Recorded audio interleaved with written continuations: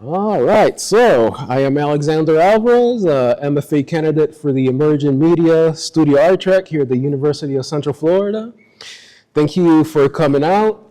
I will be defending my thesis body of work that consists of paintings, sculptures, and installations that are documentation to the social injustice that I have observed and experienced throughout my life.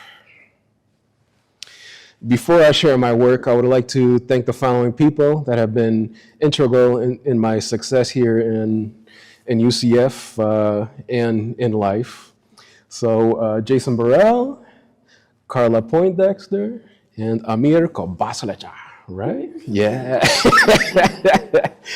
And also Leanne Ray. All right. So I would like to thank the gallery staff as well: Shannon Lindsay, Larry Cooper, Ryan Price, Rihanna Horner, and also the work study students here at the gallery, and also everyone that helped out with my thesis show installation, my friends and family for their continued support throughout the years. All right, so my artistic practice delves into the grotesque repercussions of systemic inequalities by revealing personal and societal anguish. It is regrettable that our society often overlooks marginalized groups. In my work, I initiate challenging dialogues by addressing themes of injustice and equality throughout the use of painting, sculpture, and installation. Employing often discarded materials and using them as symbols of transformation, I elevate their former state while preserving their history as a testament to resilience. What may seem grotesque can harbor its own allure. My work suggests that no suffering is in vain. It can foster wisdom and resilience. By honestly examining the self and society, I hope to shift perspectives from indifference towards thoughtfulness and understanding of each other's struggles and suffering. I believe it is important to share some of my personal history with you to see how this has impacted my art making. In this particular painting here, entitled Cold Hard, No Time to Rest, I depict my family history. My mother, my brother, and myself migrating to the United States in 1989 from Puerto Rico to Springfield, Massachusetts, to pursue the American dream. While I was completing my undergraduate degree, a BFA in studio art with a focus in painting here at UCF, I continued to support myself as a truck driver and to continue the pursuit of the American dream that our family began so long ago. I graduated with my BFA in fall of 2020. During my last year, I began to experiment with various materials, such as rags to symbolize poverty, secondhand mirrors for self-reflection, illumination, and psychological depth, and maggots, which are often associated with decay and filth, but they also have a deeper symbolism. They can represent transformation, rebirth, and healing. This is where I began to explore the redeeming qualities that can be found in the grotesque. When sourcing materials, I went to thrift shops and curbside trash day to find materials to use for my paintings. Even in undergrad, I enjoyed transforming discarded materials into art, not dissimilar to Ansel Keefe. There are a myriad of artistic influences in my work, but the following artists have been tremendously impactful in my undergraduate and thesis body of work. Kiefer, born in 1945 in Germany, is a painter that primarily uses paint and found material from Holocaust concentration camps, World War II era military objects, and industrial materials to expose the use, abuse, and transformation of culture over time caused by the Holocaust. Using the authentic materials injected with history and memory evoke powerful emotions from the audience, similar to what I am attempting to do. Kiefer is commenting on the past atrocities of the Holocaust and World War II and its ramifications in the present within his work. In contrast, I am commenting on the present injustices committed against Black and brown people, inflicted by a failing system that was built to protect our nation. The chaos and turmoil within our shared material usage symbolizes the upsetting nature of unpleasant, hard-hitting truths.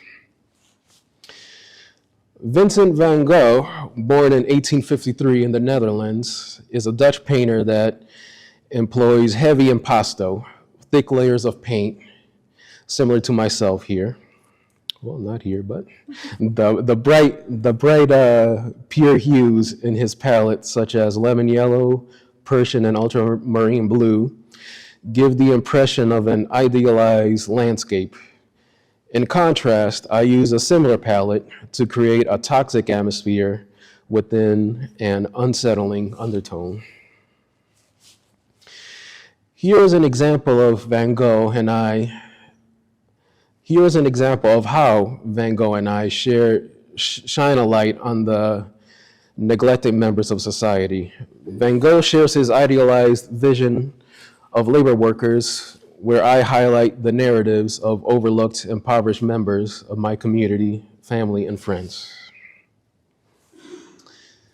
Francis Bacon was born in 1909 in Ireland and is a painter that is not classically trained, but he bravely shared his personal history and identity through painting. Bacon's expressive brushstrokes, material handling, and use capture an unexplainable energy, emotion that creates haunting imagery. Whereas I am academically trained and use expressive brushstrokes to convey the emotion and turmoil of injustice, oppression, and inequality in our present times. Bacon employs a muted palette to establish a dark mood. I, on the other hand, employ a wider range of colors to evoke a visceral reaction from my audience. Another artist that has been influential to my 3D aspects, to the 3D aspects of my work is Alberto Giacometti. Giacometti was born in 1901 and was a Swiss sculptor, painter, and draftsman that worked primarily in Paris, France. Giacometti is known as one of the most important sculptors of the 20th century. His busts in particular are most influential to me. We both quickly form and manipulate the figure using oil-based clay. Giacometti used a plaster cast. I use silicone to make molds to cast from. We make molds to be able to cast in various materials, such as bronze. We both strive to capture the essence of the people we capture. Giacometti worked from observation, I work from memory. This body of work, entitled Headspace, is a series of miniature heads and busts, pieces that fit in your hand that are heavily influenced by the work of Giacometti. These precious small sculptures force the viewer to intimately engage with them due to their scale. I would like to share how I create these miniatures with a mold making process. So the first step in the process is to sculpt them out of oil-based clay. The benefits of using this type of clay is that it stays malleable indefinitely, and it does not dry out. Here I put them in these temporary stands for the next step in the mold making process. Here I have applied a silicone rubber that will be used to make a negative of the sculpture that I made in oil-based clay. I apply at least 4 layers of silicone to have a 1/4 inch to a 1/2 inch worth of stretchable material to safely pull out the cast so they do not tear. Here I am starting the mother mold process by building a clay wall around the mold, roughly in half, because I am making a 2-part mother mold. The function of a mother mold is to keep the silicone mold in place so it does not twist, warp, or bend during and after the casting process. So this plastic container is used to make the plaster pouring process easier. Once the plaster has dried, half of the mother mold will be complete. I will then coat the completed half with wax to be easily spreadable from the mother mold, so the 2 parts can easily be pulled apart. I made this custom box for my larger pieces, made of foam core, hot glue, and a spare piece of wood frame to hold everything together. Notice the clay that I jammed in the base to prevent the plaster from seeping out in the top left corner there. I pour the plaster in 2 pieces so the weight of it does not collapse the box and leak. Scoring is needed to help bond the 2 halves together. So this is the product of the mold making process. This head was cast in concrete using one of the molds I created. When fully cured, the concrete is painted with multiple layers of acrylic washes. Then to enhance the deep grooves and details, a black wax is saturated throughout the whole sculpture, allowed to harden, and then I polish it with a cloth towel to remove the wax from the high surfaces, while keeping the wax in the grooved areas intact. I also work with ceramics. My life-size ceramic sculptures, like this one shown in the image, are also heavily influenced by Giacometti. The process of making ceramic sculptures is somewhat similar, but different than the mold making process.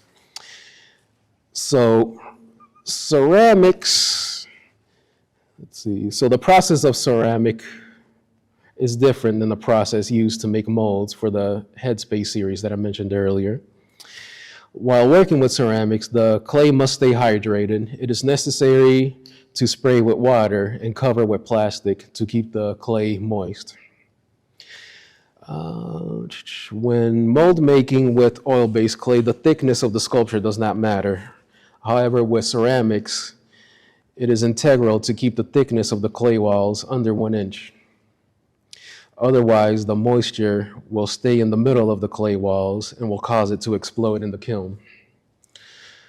I have to cut the ceramic sculpture open and hollow it out to ensure that it does not explode. After it has been hollowed out, I reassemble it by scoring and gluing the edges with slip, which is watered down clay. Then it is allowed to air dry for a few weeks. Once dried, the sculpture is bisque fired in the kiln as soon as it has had time to air dry. So bisque firing creates a chemical reaction that hardens the clay, making it porous enough to allow a wash of underglaze to be applied to it, as seen in the image to the right. And once the underglaze is applied, it will be fired again in the kiln to bond the underglaze to the clay. So this is the result of the underglazing kiln firing process. I created 3 life-size ceramic heads in total to capture the essence and story behind each person these sculptures are molded after. I have created them to be shown alongside my more two-dimensional works within my installations. So with the triptych entitled Now You're Under Control, I used it creating OSB board, flawed lumber, acrylic gesso, and fire. Although they are not traditional paintings, I still consider them to be paintings. I constructed these structures out of low-grade OSB board, flawed lumber, and nails because I wanted to use the same cheap materials found throughout the neighborhood where I grew up in Springfield, Massachusetts. Me burning the wood is the first step in the painting process. I see fire as a form of purification, rebirth, and creation. All right, and I have a video here for you. So this is me burning the wood. This is the first step in the process. And I got myself a new toy that I am very fond of. So this particular torch can project a flame that's 26 inches long. So it's pretty close to a flamethrower, which I will be testing out very soon. Okay, so burning the wood also makes it stronger, which symbolizes perseverance to me. I believe it is important to address the injustice that I have observed in America throughout my own lived experience and through the media, and how that has impacted my work. Racial injustice in America is something that charges my work. Seeing the faces of Black and brown people being abused by the system that was built to protect them is what motivates my work. Police in the US killed at least 1,232 people last year, making 2023 the deadliest year for homicides created by law enforcement in more than a decade. Mapping Police Violence, a nonprofit research group, catalogs deaths at the hand of police, and last year recorded the highest number of killings since its national tracking began in 2013. The data suggests a systemic crisis and a remarkably consistent pattern, with an average of roughly 3 people being killed each day by officers. The group recorded 30 more deaths in 2023 than the previous year, with 2022 having 1,202 people killed, 1,148 in 2021, 1,098 in 2019. These numbers include shooting victims, as well as people fatally shot by stun guns, beatings, and restrainings. This information was provided by the Washington Post. The first installation I created, entitled Mass Negligence, was inspired by an incident that took place in Kissimmee, Florida on April 27th, 2022. Several Osceola County deputy sheriffs shot Miguel Gomez, Joseph Lowe, Ian Joy, and killed Jaden Baez, who was only 20 years old.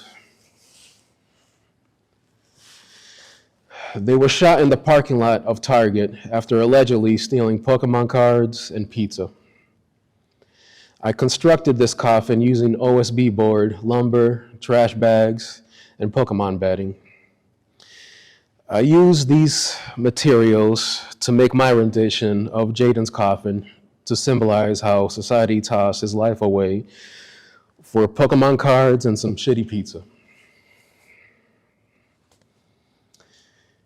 In recent news, 2 of the sheriff's deputies involved in the incident had their charges dropped.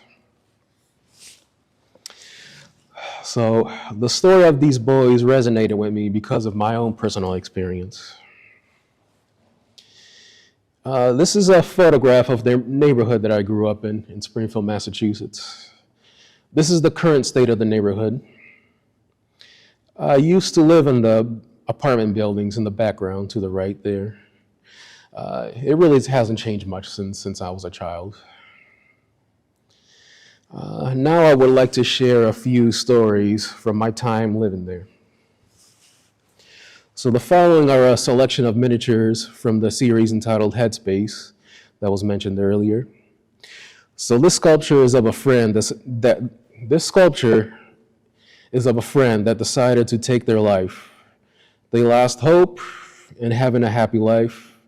They had no family around, very few friends, no aspirations, no purpose in life, dead end job after dead end job, barely making it through, living in squalor. I knew there was something wrong with them the night before they committed suicide. I guess she just had enough of the hopeless situation. This friend was sentenced to 10 years in prison for a string of petty thefts. 10 years turned into 15 years, 15 years turned into 20, 20 to 25, and so on, all because they kept getting into fights. Now they are serving a life sentence after stabbing somebody to death over a bad game of dominoes and a few bags of ramen noodles. This is one of the corrupt officials that actually tried to help out the local community, but one day he cheated the wrong mobster and ended up dead. The children in the neighborhood used to call him Mr. Bonavita. He was a sleazy bastard, but he always had funny stories to tell us, though.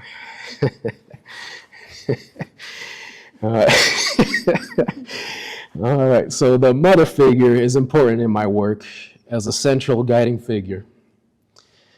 The miniature parable of the mother is at the center of all of these stories within the Headspace installation, because she is the order within the chaos, ready to receive all that are coming her way. She is the guiding light, a break from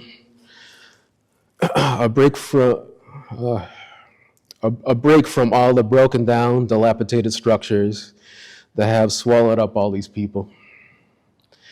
I have been compelled by the concept of structures, a system of interconnecting members used to support external loads, and its relations to our society, institutions, community, and ourselves. Altagracia Bodega, Underpinning Threshold, is inspired by my lived experience and Pepón Osario's installation, Badge of Honor. Badge of Honor is similar to Pepón's other installations in that it depicts themes of masculinity, boyhood, and maximalism.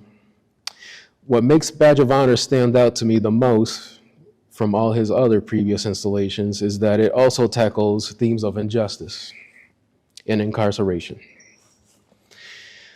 Badge of Honor consists of two rooms. The room to the left houses a projection of a father telling the story the day his child was born from his perspective in prison, alongside a recreation of his jail cell. The room on the right showcases his child's memory of his father, an idealized, maximalist rendition of his room.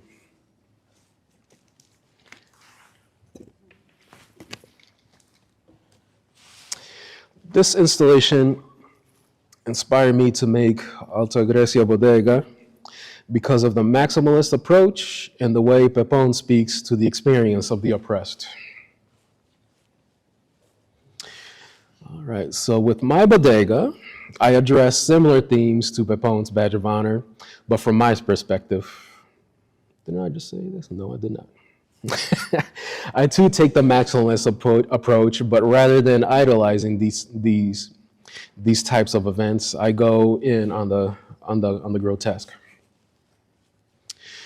The boarded up, condemned, abandoned exterior is a barrier to the unsightly objects that lie within, objects that cannot be whitewashed, personal items that have been smothered in tar, asphalt, and concrete.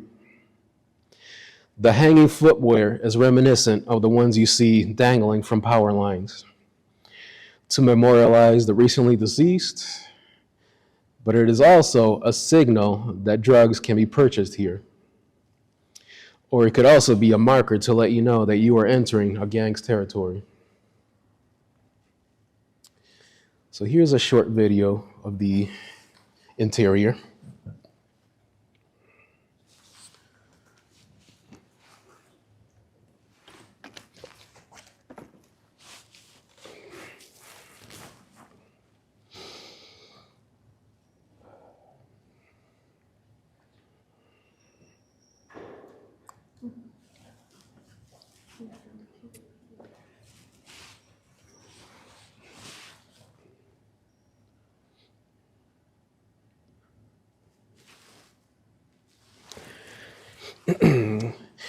Here I am lifting this damaged structure in a construction process called underpinning.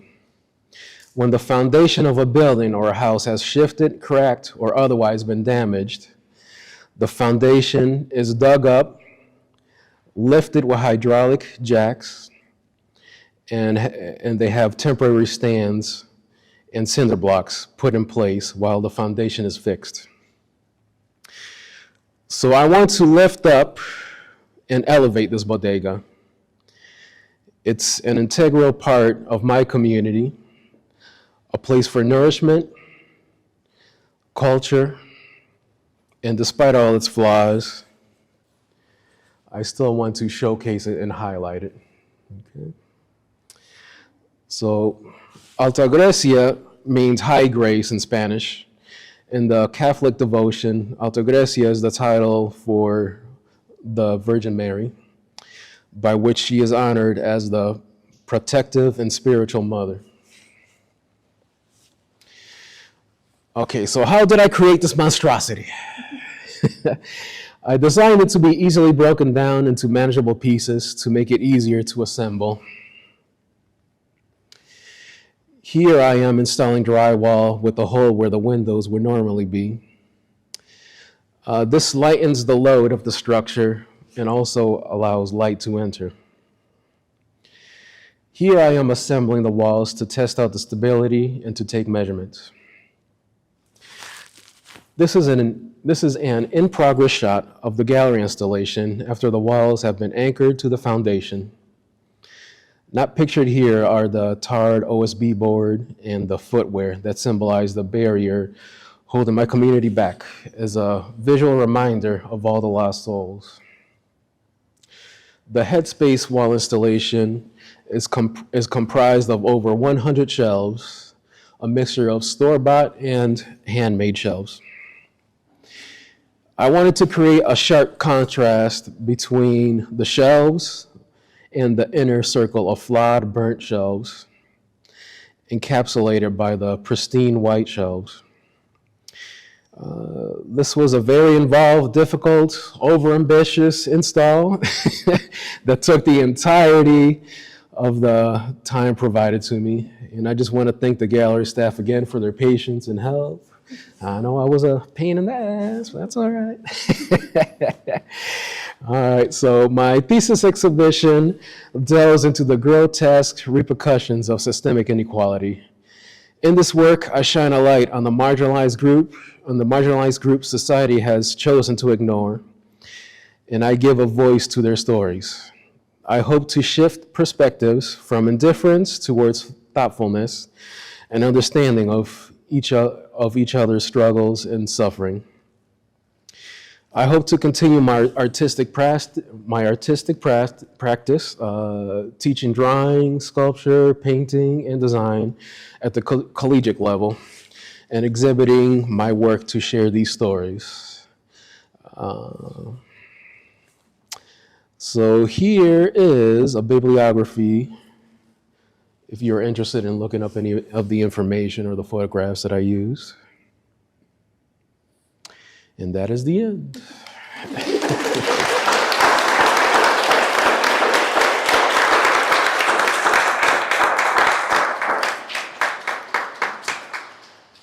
All right, so I'm going to open it up to committee questions now. Chair, I'll start. What percentage of your audience do you anticipate to see the positive association with maggots? Not many.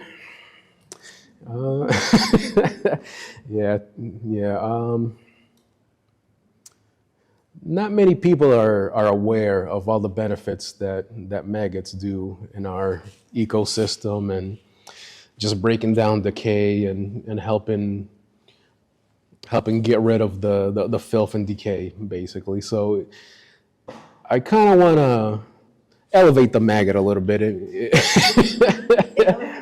Yeah, elevate the maggot a little bit. Yeah. Because I kind of see myself in those maggots, overlooked, especially when I was living in Massachusetts. I I would always be looked down upon, and a lot of prejudice, and so that's why I kind of see myself in the discarded and the unappreciated. Thank you. Throughout much of your studies here, we've been working with you against your inclination to hide your stories, to illuminate and deepen an audience member's connection with your work. Here, as we approach the end of your studies, what is your thought about your trepidation of sharing your own personal narrative? Yeah, so kind of like this structure here, I had those barriers up. I was definitely holding all that in. Might be a little late, but better late than never. Definitely. I definitely want to share more of these stories and more of my experience from now on. It takes a lot of strength to expose yourself like that, and yeah. Anything else? Yeah. All right. Well, it's the beginning of your career. Yeah. So you have a lot of time to decide how much you want to share with others and how much you don't. For me, it was very moving. And I've always loved the form and the tenderness of the work. So I'm making comments and not asking a question. However, I know. Okay, so let's talk about the spontaneity in which you hung the wall, because that was not at all planned. Tell us how you did that. What was it about? What did you experience? Just the installation process? Just the installation, but the idea behind it. How did you conceive of that form supporting your idea? So I wanted to create essentially a black hole that the viewer gets sucked into. And I wanted to almost like highlight it with all those nice pristine white walls, so you kind of get sucked in even more. But the day before it was going to be one line. How did that happen? Well, my plans changed a lot, if you haven't noticed. My plans change frequently and often. I probably have like 20 different ways of assembling this whole installation. But did the process of installing help you? Just the very process of being in here and being able to work with materials? So to me, I think it's just seeing the actual space, the space that I have. Then I can twist and manipulate it any way that I want. Yeah, I'm pretty flexible. I'm pretty flexible when it comes to installation. Well, But I've already asked a tough question then. Are you comfortable with the way some of your pieces have been installed in this show? Comfortable? Hell no. No. But at the end of the day, I take responsibility for everything. I could have done things beforehand to make things a lot smoother. So, am I happy about it? No. But In an ideal world, how would those three pieces be shown? They were shown differently in your slideshow. yeah, so I'll definitely show it like I did in the slideshow, where there would be, more space Right now around they're them. frontal. Yeah. I'm wondering why they're frontal. Yeah, they got pushed to a corner. Yeah. But, like I said, ultimately, I'm flexible. Whatever needs to happen, I'll make happen. Well, it's a beautiful exhibit. The bodega, what's behind it, and what's on the wall. Very cohesive. Okay, I'm going to move on and try to think of some questions while you ask questions. I will ask a similar question I asked earlier today, given the nature of the work. That fine line you are walking here, the line between, on one end, art, visual art being about some type of a perception, phenomenology, poetics, and on the other, this being a form of activism. What is between the two? How do you walk that line? And can you talk more about that? Yeah. So right now, I don't consider myself to be an activist. I'm just trying to make it through this program, to be quite frank right now. But in the future, maybe, I could be swayed one way or another. Right now, I just want to highlight the situations that are going on, the stories behind all these pieces. I just want people to know what's going on and to be aware. Yeah. So you're not a political activist? Right now, no. Okay, but yet your work is political in nature. Yeah. Would you distinguish the two? So I'm not actively going out trying to change the world. I'm just trying to share stories and perspectives that people might not be familiar with or fully understand. And I'm just trying to maybe expand their horizon a little bit and be a little bit more understanding. And you feel that's enough? Like I said, for right now, I think it's enough. Yeah. Yeah, I'm in no ways a preacher. I'm not trying to push any point of view on anybody. I'm just trying to be me, tell people stories, try to expand their horizons, like I said, and show them perspectives that they might not be familiar with. You're commemorating these lives, and yet you are not going as far as sharing with us the identity of those characters, the protagonists, the inspiration for the work. So there is no need to go there. Or No. you want them universal? I want it to be universal, yeah. I definitely want it to be universal. I want to make connections with people. I want to have a difficult discussion with people. Me sharing my story sometimes allows other people to open up a little bit and share their story. So in another timeline, you're walking between being as specific, all these characters that you just shared, stories, and at the same time, those being as relatable, regardless of where one is coming from. Yes. It reminds me of Kiefer. Would you elaborate on Kiefer's political art and how it compares to yours? Yeah, so I feel like he's documenting the experience of the German people, but I feel like he's kind of like me, opening up, telling stories, taking inspiration from, and maybe just trying to widen people's perspectives as well. Maybe in that way we have similar connections there, yeah. Because I know he's not preaching against this or this or this. I don't know, he's being very middle of the road, very conscious of everything that he does. Is there such a thing as middle of the road? No, there's no such thing as middle of the road, but not really biased one way or another. Let's put it that way. I don't think.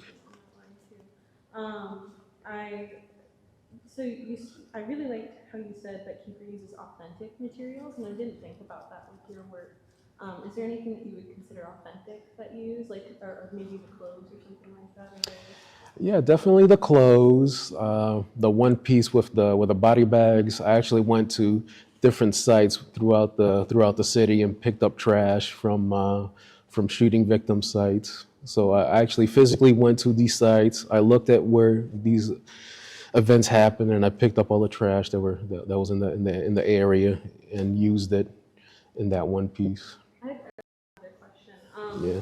So your work is, for the most part, about the suffering.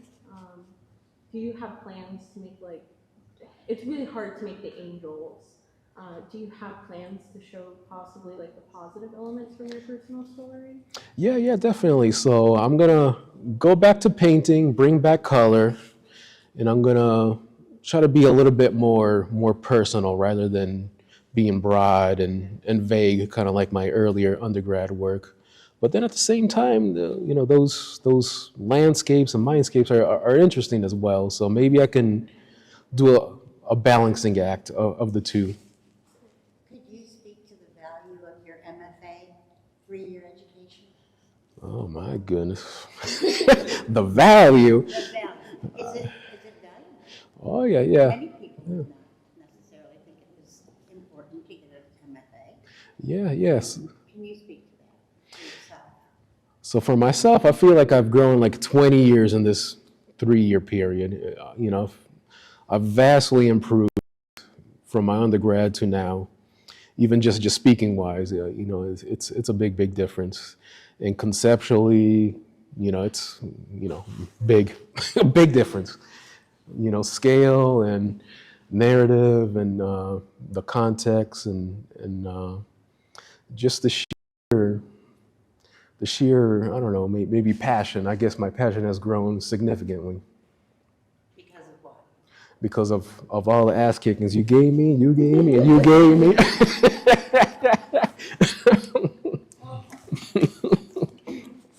Alex, why do you work in this range of media? So, I'm very curious. I'm a very curious person, and I like to experiment and find new ways of bringing new elements and new materials into my practice. If I wasn't an artist, I probably would be a scientist, a mad scientist, but a scientist, right? Yeah, so I just love material, chemical reactions, and fire, obviously. Yeah. With the distortions in your sculpture portraits, how much of that distortion is twisting within you?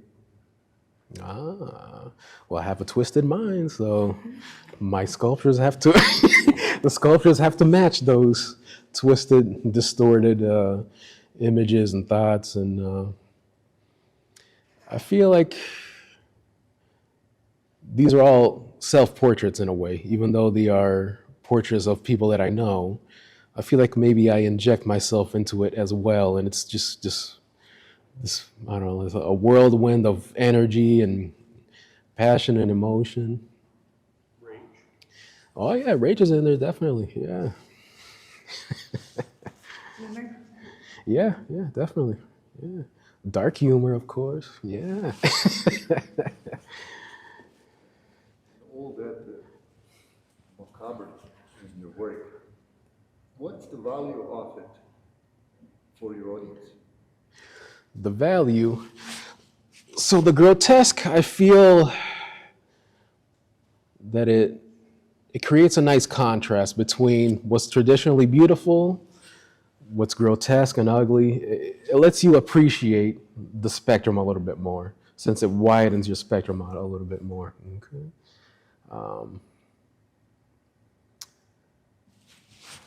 Do you want to rephrase your question again? Because I'm No? thinking, as you said, the grotesque. Yeah. And it goes back to Renaissance and Bruegel, not to mention Goya. Leonardo. And, yeah, so it's as timeless as humanity.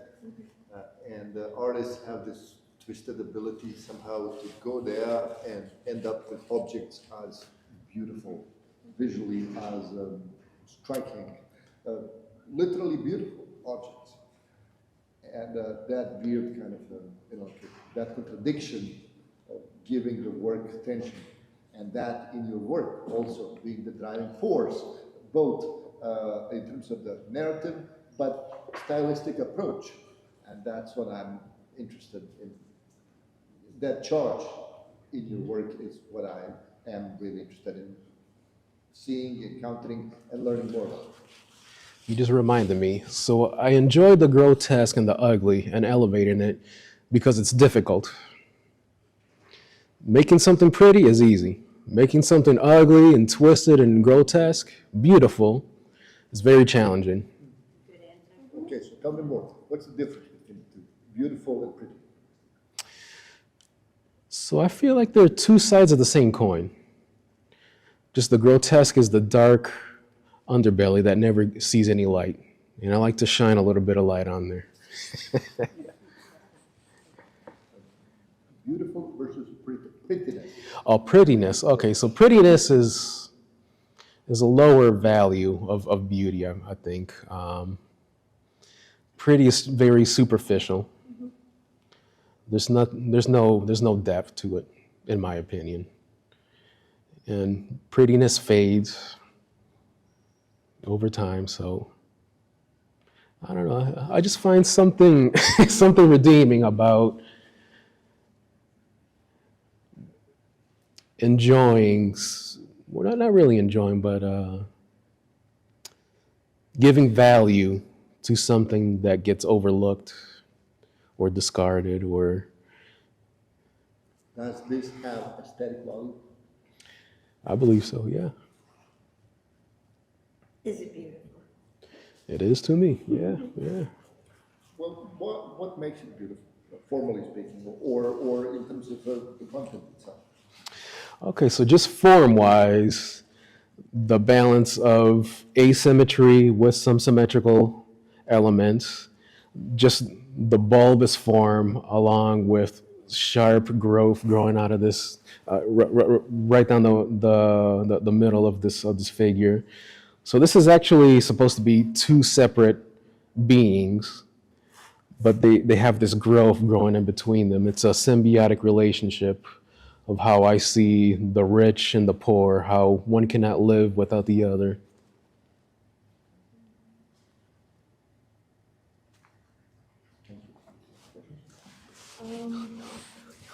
The only other question I really had was, what would you do differently Differently for this whole installation? for the whole If you installation, could go back in time like 3 weeks, what would you have done differently? I would go back 3 months and start earlier.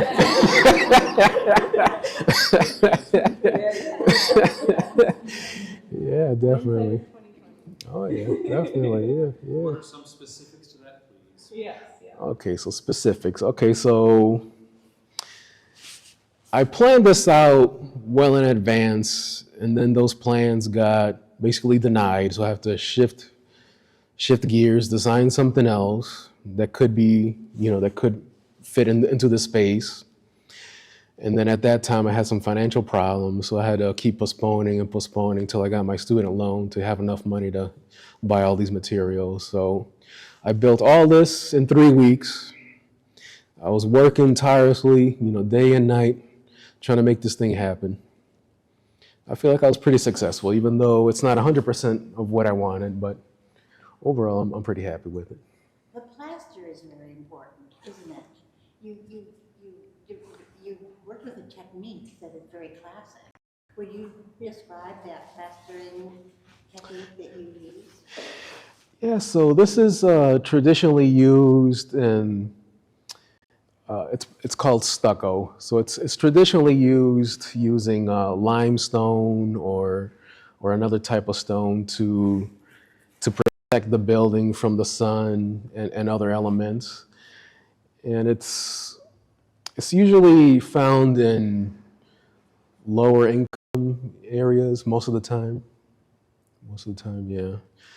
To cover up like the masonry or the low valley materials that are used to Is it create the beautiful? structure. Yes. Yes, definitely. Yes. Interesting. When Renee Cox toured your work earlier this week, she was struck by the central figure in the Altagracia bodega and the central figure's resemblance to Emmett Till. Would you bring that? Sure. Yeah, the altar, the center, please. So you want this one? Or do you want the zoomed in one? No. You want the zoomed in one?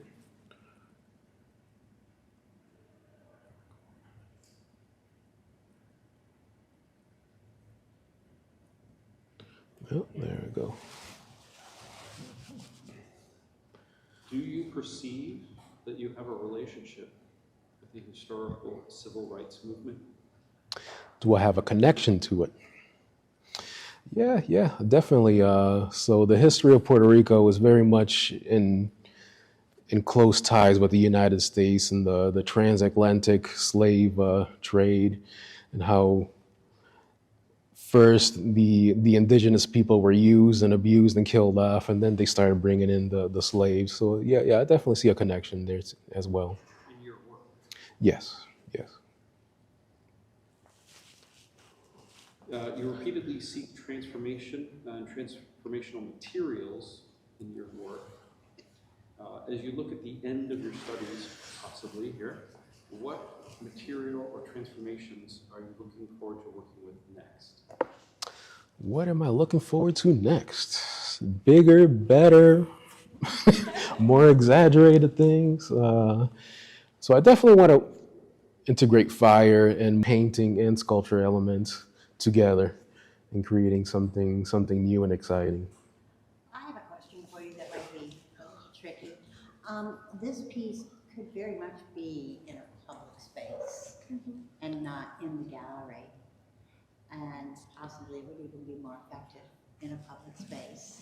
Have you considered what public space would be effective for this? So, Any public space. yeah. Perfect world. So in a perfect world, I'd probably put this in front of City Hall or somewhere where where very important people would see it and be, let's just say that it would be an eyesore that they can't ignore. Excellent answer. And so maybe that is something that you should pursue, Definitely. Yeah. because it doesn't necessarily belong here. Um, Definitely, yeah. Right. And I think acknowledging that would be important in the discussion. Yeah, maybe Wall Street, maybe Art Basel, who knows? In front of Art Basel, not in it. Yeah, in front of it. Blocking the way of everybody, yeah. Another question, going back to the mechanics of the genesis of something becoming what it ends up being. That, in the end, versus where you start, both in terms of the idea and what you envision, how similar, how different the two are. For the structure or just in I mean, general? These, or the structure, specifically structure, I mean, what you start with, having an inkling of an image, an idea, and wherever it comes from, internally and externally, and then how that form keeps on morphing into whatever it ends up becoming. Yeah. So I definitely have a vision in my head of what I want it to be. But then the material guides me this way, guides me that way. I let the material talk to me in a way. Because maybe, for the structure in particular, I bought the lowest quality, twisted, warped wood that I could find. The crappy stuff I could find. So I would have to bend and twist it in certain ways for it to function as a safe structure. But then at other times, the twist would come back, or it might pop and go another way out. So at that point, I would just let it be and just go with it. Yeah, embrace it. Yeah. Same thing with the sculptures. I might have a vision in my head, but while I'm working, maybe something happens. Like maybe I'll trip on something and it hits the sculpture, and it might have this huge indent in the head. You know what? I'll embrace it. It'll be part of the sculpture now. Reactionary approach. Definitely, yeah. Last question for you for this so far. What pre-modern transformative practices are you aware of, tracking, or incorporating, such as shamanism, voodoo, or alchemical processes? Yeah. So I definitely investigate as many different traditions, non-Western traditions as possible. Like the Taino, the natives of Puerto Rico, I definitely looked at their process. I looked at a lot of African processes of how they open themselves up to possession, to then do dances and whatnot. I definitely incorporate that into my own practice as well. If you're familiar with my dungeon, it's a black room. It's a black room that I isolate myself. I go into almost like a trance-like state of mind, and I let whatever comes come to me, and then I channel that into the sculptures that I build.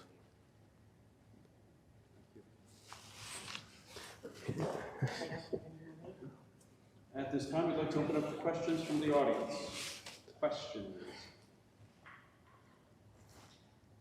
Can I go? Following up on what you just mentioned about possession, that you almost feel like you go in a trance like seeing your work and how physical it is, physically demanding, right? Moving these very large structures and materials. How do you see yourself? How do you see the process of creation? How does it either impede or contribute that physicality that you have to perform? How does it impede? Does it contribute to the making of the art? And what significance does it have to be so physically invested in your work? Yeah, so I feel like the hard work that I put into it, I kind of need to do. I need to do it. I need to do things that are hard and physical to match the hard, uncomfortable physicality of the art and the stories and the concepts that I'm going after. But when I'm in that specific trance, when I'm in that zone, I feel no pain. I feel no exterior, just no exterior pressures on me. It's almost like I'm running on pure adrenaline, and I just go after it. Like I have superhuman strength, and I can do almost anything. You do have superhuman strength. Yeah. I've seen you. Yeah. Yeah. Yeah. Do you plan on returning to the magnetism material, or do you consider that chapter to be closed? No, that chapter's never closed. Come on now. They'll come back. They will definitely come back. Yeah.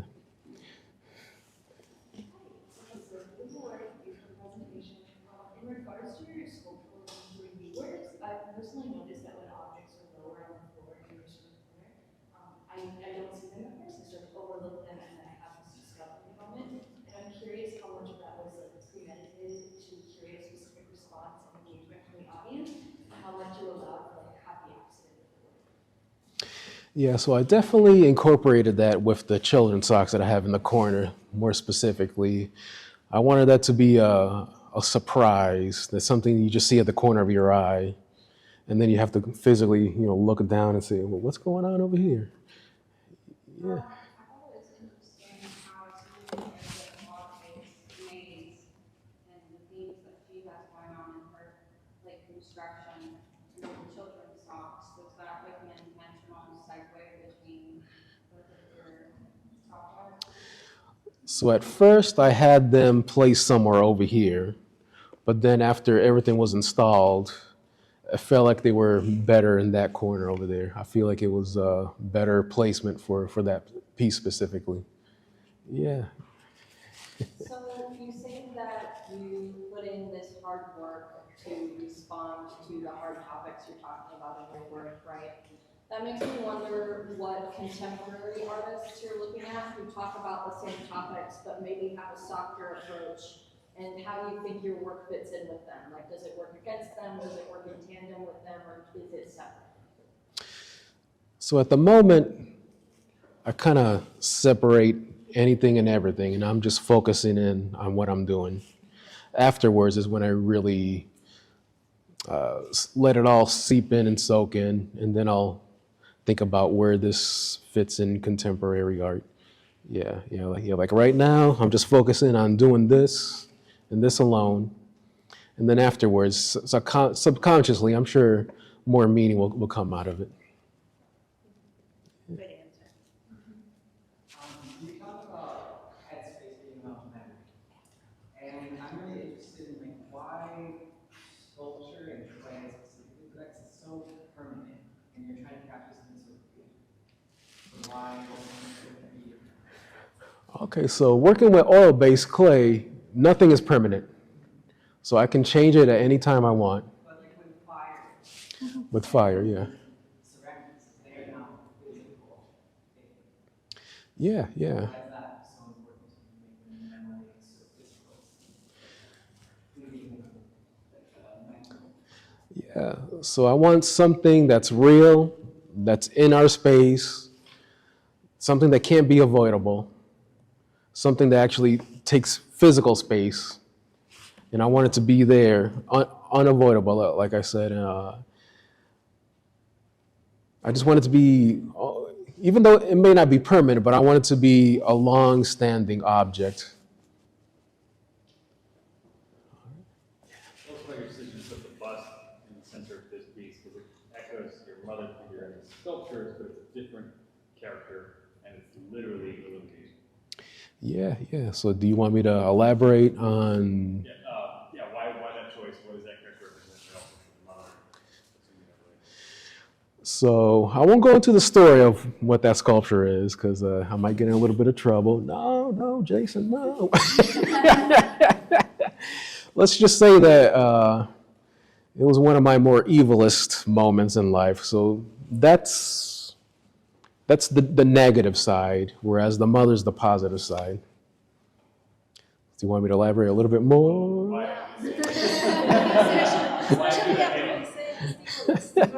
caught. Tell us. So it's almost an altar to my worst part, to remind me of how far I strayed off the path, and to remind myself never to go back there. It's almost like a shrine to your shadow self. Yeah, definitely. Mhm.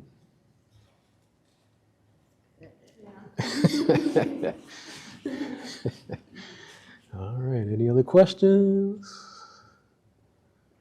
No? Please join us in congratulating Alexander.